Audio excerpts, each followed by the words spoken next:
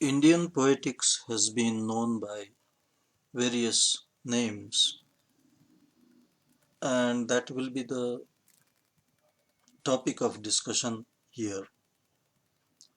Literary criticism in West also has been called as aesthetics, criticism, literary theory, critical theory. Likewise, during the 2000-year-old history of Indian poetics, it has been known by various names.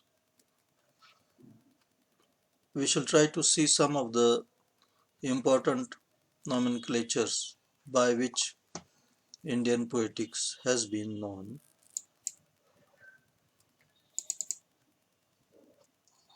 Different names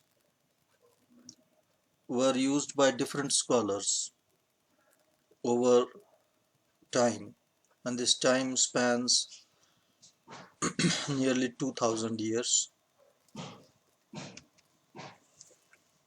The earliest example of literature,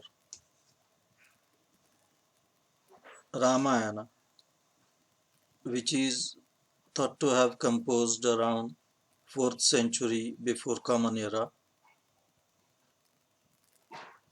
and after that in the 1st or 2nd century before Common Era, Lalit Vistar Sutra. These two ancient texts mention Indian literary criticism as Kriya Kalpa.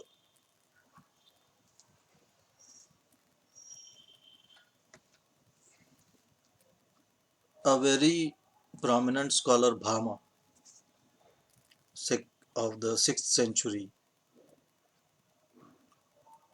he refers to poetics as Alankara Shastra. Bhama actually composed a treatise titled as Kavya Alankar, about which there will be a discussion later. In the 7th century, another scholar, Dandi,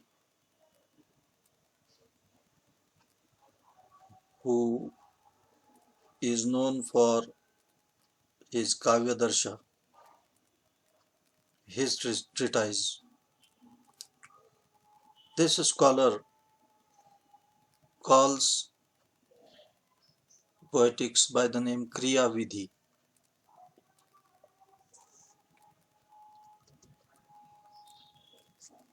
In the 9th century,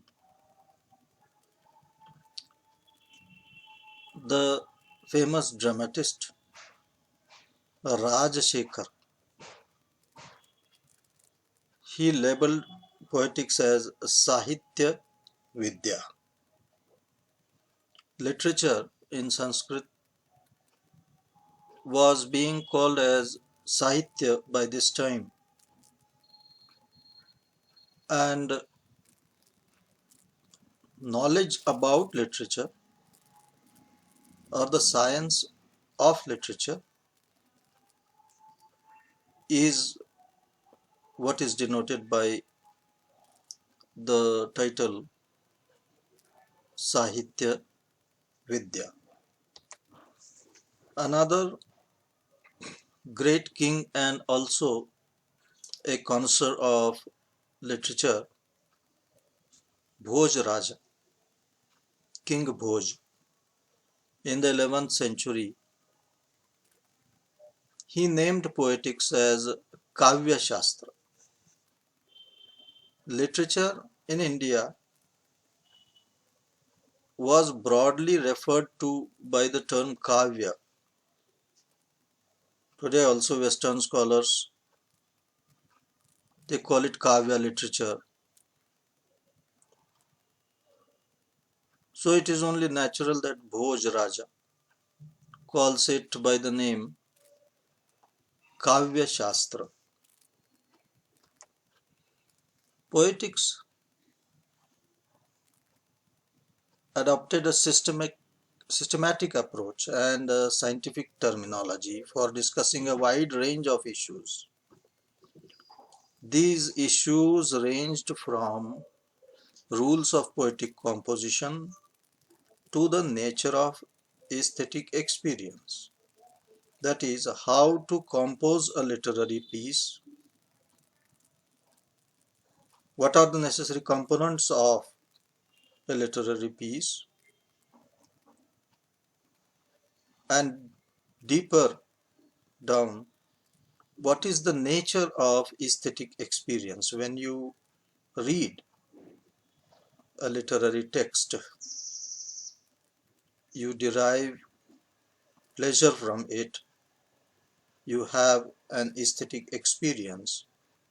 So what is the nature of this aesthetic experience? This has been studied by the scholars of Indian poetics. Numerous scholars have propounded influential theories about literature. These theories are going to be discussed.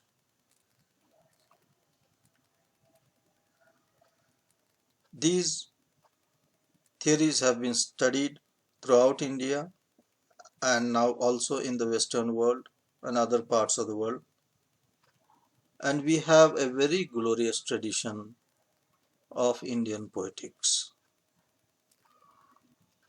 This is what we shall be studying in the series of lectures that will follow.